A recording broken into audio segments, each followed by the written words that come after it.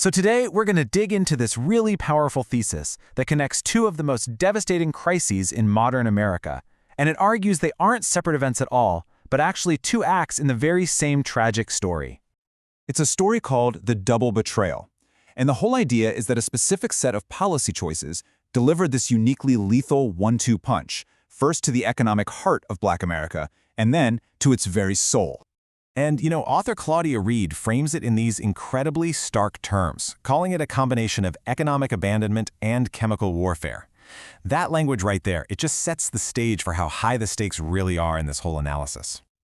Okay, so what exactly do we mean by the double betrayal? Let's break it down. It's the idea that specific policy decisions first completely hollowed out the economic core of Black communities, the ones built on manufacturing. And then, into that void of despair and joblessness, a second crisis, the fentanyl epidemic, was allowed to just rush in, compounding all of that devastation.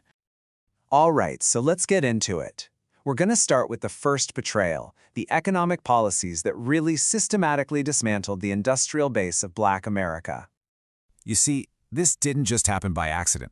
It was a series of deliberate choices over 30 years. It starts back in 1971, when the U.S. left the gold standard, which opened the door for huge trade deficits.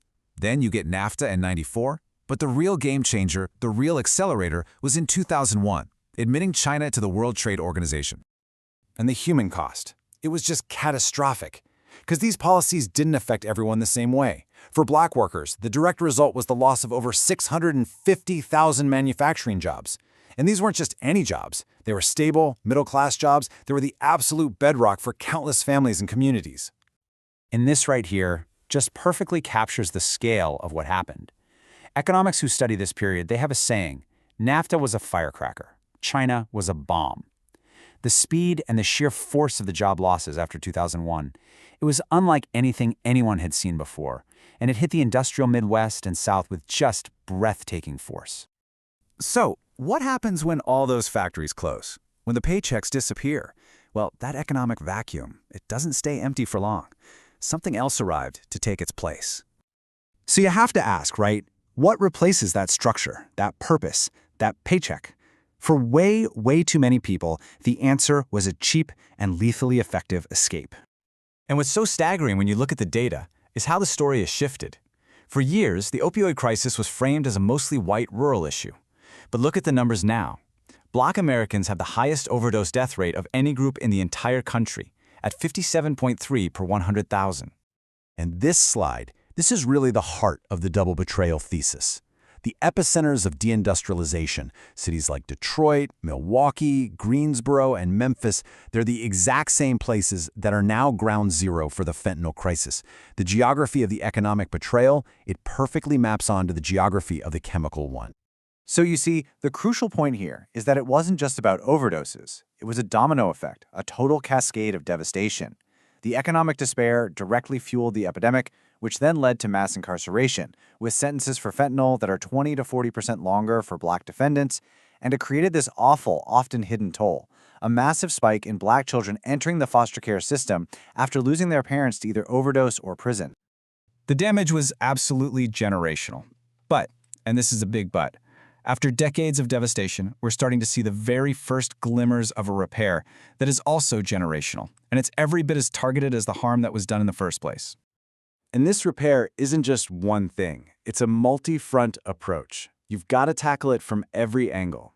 First, a huge reinvestment in manufacturing in the hardest-hit areas. Second, new public health models that are controlled by the community. Third, rolling back those draconian fentanyl sentencing laws. And finally, these innovative wealth transfer programs designed to rebuild what was lost. And get this isn't just some abstract plan. We are actually seeing it in the numbers. Thanks to new industrial policies and really targeted hiring, a historic 40% of the new factory jobs in states like Georgia, Michigan, and Ohio are going to Black workers. Manufacturing is finally starting to come back to the very communities it abandoned. And then on the justice side, the impact is just as real, just as tangible.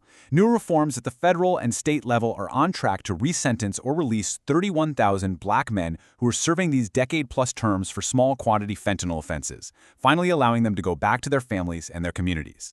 So there it is. The path forward is becoming really clear.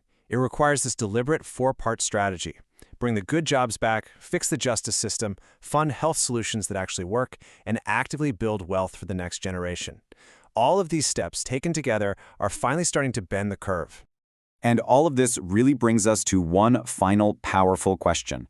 The evidence shows that the economic and chemical devastation that hit Black America was incredibly specific in its geography and in its impact. The data that's emerging now suggests that for any repair to be successful, it has to be just as specific, just as targeted, and just as intentional. So the real question is, will we have the collective focus to see it all the way through?